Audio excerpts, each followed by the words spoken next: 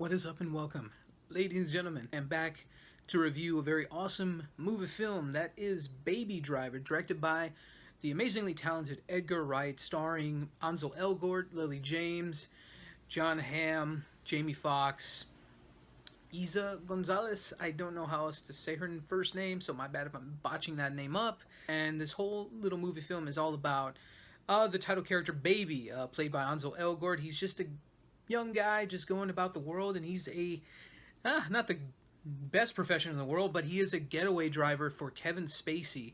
Forgot to mention his name just a second ago.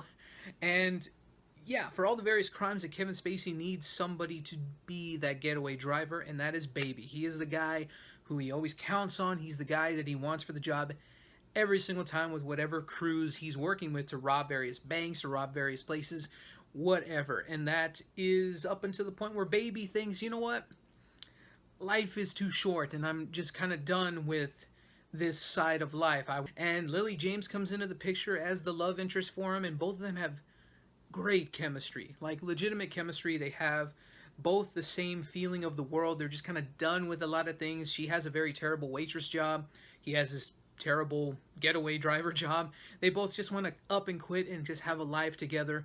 And then there's just a bunch of other things that kind of, I don't want to spoil the movie, but that's pretty much the gist of it. It's a very simple movie, and this is one hell of a cool flick. It's just fucking slick, cool. It's got a rush of energy throughout, and it's got some great heartfelt moments. It's got some great comedic moments. It's got some badass action moments. And the best way I can describe it, before I dive into the soundtrack, I'll get into that in just a moment, but the best way to describe this movie, it's almost like Drive meets a Fast and Furious movie. You combine those two elements of a very intense drama with some damn cool music, with some pretty insane, awesome car chase sequences and stuff like that.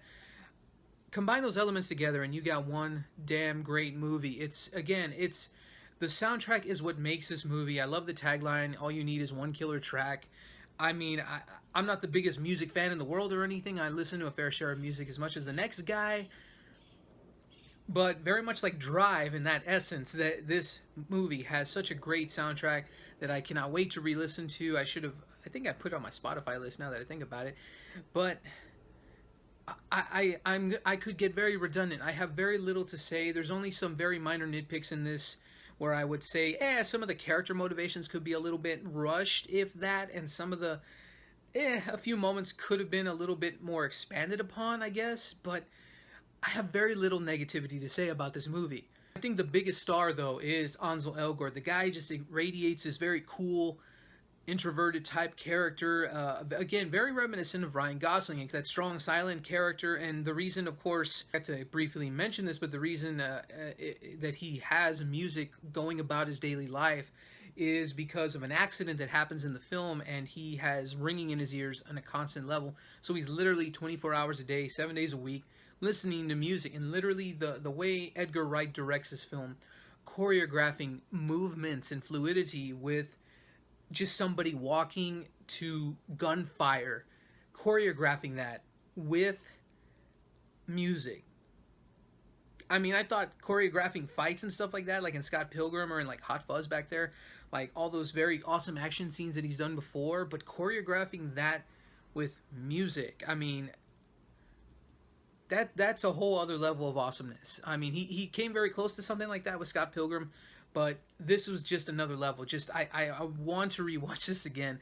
I saw this at a screening this past week, and I need to pay money to see this. This is the type of film you need to pay money for. You need to experience it in the theater. You just need to have a good time. Edgar Wright can do no wrong at this point, and it's a shame what happened to him with Ant-Man and all that stuff.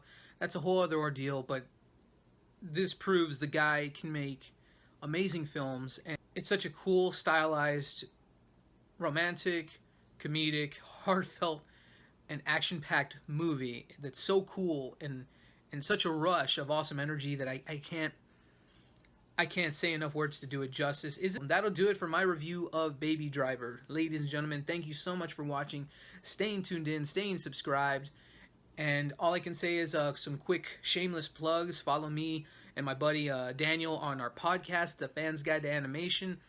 We will have a newer podcast up pretty soon. It'll be on the show Mission Hill, so definitely check that out when it is available. Either way, follow us on all things social media there, through the Fans Guide to Animation podcast, and follow me on social media of all kinds in the links and descriptions below, as well as in the annotations at the beginning or right here at the end of this video.